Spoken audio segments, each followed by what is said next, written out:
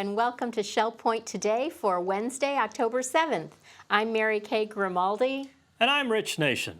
On today's show, we'll speak with resident Frank Gertcher. He'll show us his wall of degrees and give us a preview of the holiday light show he has in store for residents coming up later this month. And Randy Woods, along with Katelyn van Scoy, will preview the upcoming Kaleidoscope concert. But first, don't forget that choir rehearsals begin tomorrow for the Christmas cantata.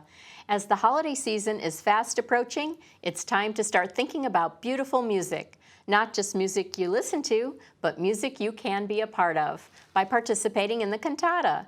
Choir rehearsals begin tomorrow at 2:30 p.m. For more information, call Ted or Ruth Rogers at 466-5353. After serving in the Air Force, Frank Gertcher was awarded a scholarship that enabled him to complete his engineering degree. But it was just the first of several degrees that he would go on to earn. Frank has used his ingenuity in both work and leisure, always with an interest and talent in scientific and engineering endeavors. We visited Frank recently, who told us about his work as well as his latest project that you can observe firsthand at the upcoming Harvest Brunch. It will be a spectacular show that you might say will really shine. I was born in Clinton, Indiana in 1943 and moved to a farm south of Terre Haute and went to high school in a little country school, and I knew I wasn't going to be a farmer. And as a young person, I built telegraph systems and built my own radio and all of that kind of things in high school. Experimented in various chemical escapades in the lab at the high school, which kind of got us into trouble. But anyway, I always had a scientific and engineering bent, and so yes, it was a natural progression to join the military, first to get out of the rural area. I wasn't going to be a farmer, and the Air Force gave me an opportunity.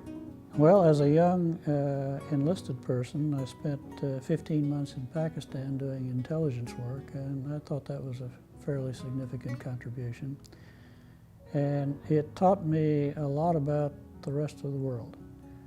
So the experience of being in a third world country and seeing what a wonderful country we have in the United States compared to many other places was a growing up experience that has stayed with me all of my life. So that was important. Finally won a scholarship to complete my engineering degree. Went to Arizona State on a full scholarship, courtesy of the Air Force. Graduated, was shipped off to various technical schools, and then went to Alaska, where I spent 5 years. And got the opportunity to travel all over the state, working on various electronic systems. I put in telephone central offices. I was able to put in the first direct distance, long distance dial system for telephones for the state of Alaska. And then in Alaska, I picked up a couple of master's degrees at the University of Alaska. Did a lot of Arctic engineering while I was there. After Alaska, I shipped off to Hawaii and spent time in the Pacific, going all over the Pacific Rim, building systems, doing more of my engineering work. And while there, started going to night school again, and finally got a scholarship to finish my PhD in economics. After finishing up there, I was picked up by the Air Force Academy, where I was a tenure associate professor of economics. Taught there for 5 years, and after that I retired, and for the first time. I retired from the military after 23 years as a major, and then went to work for a company called RDA. So I ended up spending my career up through 2000 working for Northrop Grumman as a senior scientist, and worked on airborne laser, and also did a lot of work on electromagnetic pulse protection systems for the Air Force and for the Department of Defense in general. My military background certainly prepared me for the work that I did as a senior scientist for Northrop Grumman. I knew how the Department of Defense worked. We built essentially shielded enclosures for communications terminals to protect the communications against the effects of electromagnetic pulse, which would be generated by a nuclear weapon. In 2000, I retired from Northrop Grumman. At the time, I was also teaching as an adjunct professor at the University of Colorado in Colorado Springs. Once I retired from Northrop Grumman, I started my own consulting firm and continued to consulting, doubled my pay from Northrop Grumman, which was a good thing, and did that for about 6 years. Retired from that, so I retired from the Air Force, retired from Northrop Grumman, retired from the University of Colorado, Colorado Springs, and retired from my own consulting firm. And Linda and I decided to move to Shell Point shortly thereafter. Came down here, and we're very happy to be here. Writing has been something that I've always enjoyed, and I started by writing technical papers for scientific journals. And once I learned my craft, I decided to work with Bill Wida, a colleague, and write textbooks. We wrote two together. One was titled the Beyond Deterrence, the Economics of Nuclear Weapons, and the other was National Defense Economics. And those were both used as textbooks in the service academies and various other schools. And then a novel and a book of poetry, and that's a lot of fun. I'm continuing to work on a biography of my cousin Stanislav. Enjoy that very much. Linda and I love world travel. We've been around the world twice since we've retired, and we've enjoyed that very much. Linda and I are involved with the entertainment committee here in Rosemont, and we do all kinds of exciting things with that. The animated light show and so forth will be part of our presentations for the Harvest Brunch in October, and also for the Christmas party. When we lived in Colorado before coming down here, I did a lot of lighting for Christmas and also for Halloween for our home. And it got to be quite a show for local folks. They would drive by and look at our lights. We didn't have the lighting set to music as we are doing here, but it got to be quite a project. This is a natural follow-on to that with the animation. And the animation is the lights go off and on to music. And we have 10 Halloween songs that play through my computer system, and the lights go on and off in time to the music. And we've built 12 display panels that have lights on them, and we'll have lighted pumpkins and other holiday things, and we'll set these up in the Grand Cypress Room for the holiday brunch.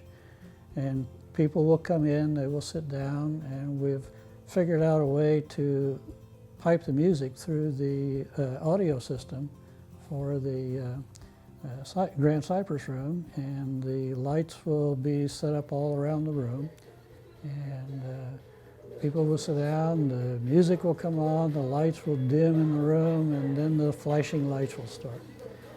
That ought to be a lot of fun. What we have are two animated lighting controllers, and one handles 15 amps, the other handles 30 amps, so I have 45 amps of capability here. These controllers are connected via extension cords to the various light boards. And the controllers control the lights, the computer controls the controllers. The computer has programs on it, and there are 10 Halloween songs and 10 Christmas songs. And I can choose which song I want to play, and the computer puts out the music and controls the controllers, which in turn control the lights. The lights flash on and off to the music. An inspiration for this has been the Disney lights at Disney Hollywood Studios in Orlando, where they have the Osborne family lights. And they have a whole town that's set up with 6 million lights that flash on and off to music. Obviously, I don't have 6 million lights, but I have a few.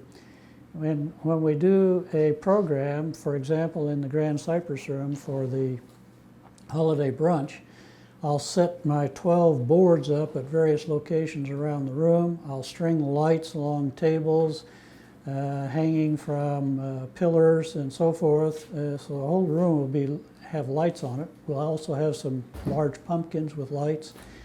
And when people come in to do their dinner, they'll sit down, have conversations. I'll get up and announce we're about to do a show. And then I'll click on the mouse and start a particular show.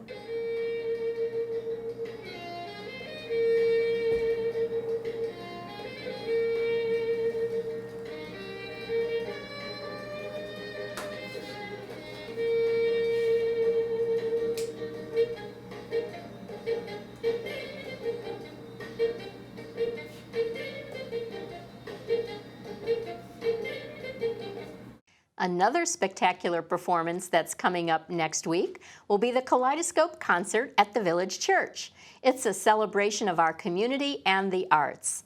As Randy Woods and Katelyn Van Scoy describe it, there will be lots of bling. Hi, I'm Katelyn Van Scoy, and I'm here with Randy Woods, the director of the Shell Point Singers. And we are here to tell you about the upcoming Kaleidoscope concert. And it is October 13th. It's on a Tuesday at the Village Church. And it's so exciting because this year it's all about the bling. So tell us a little bit about the concert. Well, it is going to be a fun concert. You know, last year was the first time we did this, the collaboration with not just the church staff and resort services working together, but having residents and friends of Shell Point, those who often are part of our programs, our entertainment, special events, all working together. That's great. So here we start off the season, October 13th, and it will have some bling. We have special guests featuring that evening will be Billy Dean and Don Birch. Yep, we've seen them before at our resident dances. And you know, anytime Dawn shows up, she's got bling. She just has that about her. Billy as well. They're quite the duo, talented couple, and we've enjoyed their music, and it's going to be quite a lot of fun to hear them perform for us, but also doing some selections with the Shell Point Singers and a couple surprises in the program with them. Keep that a secret. Yeah. But we'll start the show that night with the Shell Point Singers and the popular Broadway tune, Another Opening, Another Show. And we think of the curtain opening and just seeing our friends and neighbors and the joy of music, celebrating and singing. It's the perfect song, Another Opening, Another Show, as we get started. Absolutely. It sounds like a very eclectic mix of performers. I'm very excited to see it. And it is a celebration of our community and celebrating the arts that happen here at Shell Point. So who else is going to be at this concert? Well, we also have a group of jazz musicians called Nostalgia. Some of our residents, like Pat Speck at the piano and Don Schneff playing his trumpet, and some others work with friends of theirs and play together. And they have some toe-tapping fun music that they're going to be doing. As you talked about the collaboration, we have some other folks, such as Cindy Chang. She's a violinist with the Naples Youth Orchestra. And she's played here actually as a pianist and as a violinist for different programs. So she'll be one of the soloists that night as well, doing a couple classical pieces. She's doing a Bach etude as well as Mezzanet's Meditation from Tice. So that'll be nice. We've got a couple dramatic presentations. There are a few characters among us, some actors as well. I won't give all the details, give a little bit of a surprise. Okay. But one in particular is going to kind of challenge us with all that is going on in the world with the economy. Okay. He has a way to resolve some of those financial issues that are challenging for us. So he'll have some words of wisdom. Okay. All right. Well, I am so excited, and we'll both be there. Oh, sure. I'm looking And- forward to you hosting and being part of the show. Yes, Got absolutely. the script that you're working on. Yes. But we have so many talented people that we do programs with throughout the season. Our Shell Point Singers, the community choir, the guest artists, Billy Dean and Don Birch, as well as Cindy Chang. Phil Hilton's going to be involved, as well as I mentioned, Pat Speck, Don Schneff, and some others. And I hope that all of our residents will come out for this first concert of the season. It's a free concert at 7:15, Tuesday night, October 13th. And just as the name says, Kaleidoscope, as a celebration of the arts, so we think of the change of colors and shapes and all that. And so musically, there's great variety in this show as well. Well, it really is a one-of-a-kind show, because not all of these working pieces have been together in one show, and I'm really excited. Yeah. And I hope that you'll be there. It's going to be a great show, and we'll see you there. And now it's time to check out today's happenings, Academy news, menus, and Village Church connections. Hello and happy Wednesday. This is the happening segment of Shell Point TV. I'm Katelyn Van Scoy, and I'm here with Dora Robbins, and we're going to let you know all of Wednesday's activities. We start at 7:45 with men's Bible study. That'll be in the Osprey Room on the island. And then the men's round robin doubles tennis will be at 8 o'clock at the tennis courts at the Woodlands. Lilly and Company Jewelers will be here at the Resident Activity Center at 8:45. And at 9 o'clock, we have the men's round robin doubles tennis at the Woodlands tennis courts. Resident Council will be in the Grand Cypress Room of the Woodlands at 9 o'clock. And also at 9 o'clock, the watercolor group with Phil Hilton will be in the art studio on the island. At 9:15, card making and scrapbooking group will be at the Tarpon Room on the island. And at 10 o'clock, the ladies' Bible study will be gathering in the Osprey Room. Also at 10 o'clock, the men's round robin doubles tennis will be at the Woodlands tennis courts. The Model Yacht Sailing Club will be at the Commons Lake at the Woodlands at 10:15, sailing their boats. And then we move to 11:30 for a Health Connections class, Bar Ball Edition. That'll be in the Health Club, and that one's currently full. Here's Dora to tell you all about our afternoon lineup. Our first activity is Advanced Senior Strength. That's at 12:45. Sign up is required. Chess Library Lounge is at 1 o'clock at the island. At 1:15, Medicare Open Enrollment. That's at the Social Center. Sign up is required. The Model Train Room will be open today from 1:30 to 3:30. Then at 1:45, we have Balance and Mobility for Beginners. That's at the Health Club, and that's currently full. At 2:30, we have jazz and stuff at the Grand Cypress Room at the Woodlands. We have Bible study in the Community Room at King's Crown at 3 o'clock. Pilates Stretch at 3 o'clock. Indoor Bocce at 4:30. That's at the Health Club on the island. Singles table at the Crystal Dining Room at 5 o'clock. Church choir rehearsal at 5:45. Our last activity for today is 7:15. It's prayer and praise at the Village Church. That's all our activities for today. We'll see you here again tomorrow. Hello, I'm Terry Kolath with your Academy information for Wednesday, the 7th of October. At 1 o'clock, Intermediate Bridge continues in the Game Room of the Woodlands, and at 3 o'clock, Basics Prep School continues in the Computer Center at the Woodlands. I'd like to tell you about new class tomorrow, Quicken with Terry Schultz of Sundial, and Mahjong Basics begins with Mary Jane Atkinson of Parkwood and two Eagles Preserve residents, Karen Lieberless and Mac Nichols. Menus for Wednesday. In the Crystal Room, the Crystal Platter is roast pork with winter squash and Brussels sprouts. The soup of the day is tortilla. In the Island Cafe for lunch, the special is a turkey club with chips for $7.75. The dinner special is fried shrimp for $8.75. Dinner specials in the Palm Grill are sole manure for $16.95 or veal piccata for $16.95. All menus are available 24 hours a day at www.shellpoint.net. Hi, welcome to Village Church Connections. I'm Andy Hawkins, the senior pastor of the Village Church, and I'm here with Janice Quinlan, who's our international worker in residence.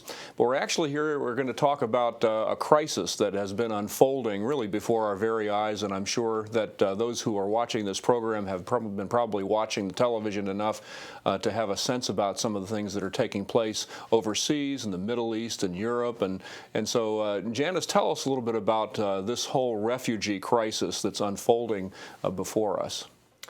Well, the nation of Syria has been suffering from a civil war since 2011, a very bloody and violent war, which, depending on which news source you're following, tells us that as many as 4 million people have left Syria and another 6 to 7 million who are internally displaced within the country. Incredible numbers. And the two countries that are receiving the bulk of the refugees are Lebanon and Jordan.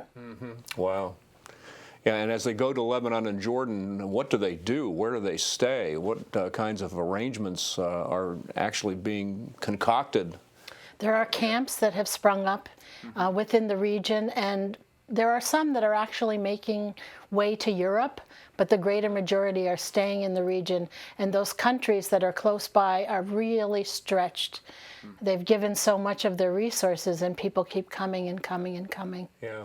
Now, we have international workers in both the countries that you mentioned, don't we? Lebanon and also Jordan. What are Christian and Missionary Alliance people in those regions actually doing to support them? Well, we have a large center in Mafraq, Jordan, and the pastor of the church there, as well as the Kama team, are ministering to more than 20,000 refugees. Yeah. Now, tell us about the Kama team. What do you mean, Kama? Okay, Kama stands for Compassion and Mercy Associates, which is the relief arm of the Christian Missionary Alliance. And they go in areas where there's disaster or do community development. And they've been really on the scene on this situation for several years now, not just the last few months that it's really become so noticeable on the television. I see. So even when the Civil War began to erupt and push people over into Jordan, for instance, Kama responded. Yes. Yeah, yeah, fantastic. And obviously, it's an enormous job with those kinds of numbers. We're not the only organization to be involved in it. I'm sure there are some others. There's many good organizations that are working on that's location. Right. And we collaborate with some of those organizations, yes, we don't do. we? Yes. Absolutely. We have partnerships with many of those. Yeah.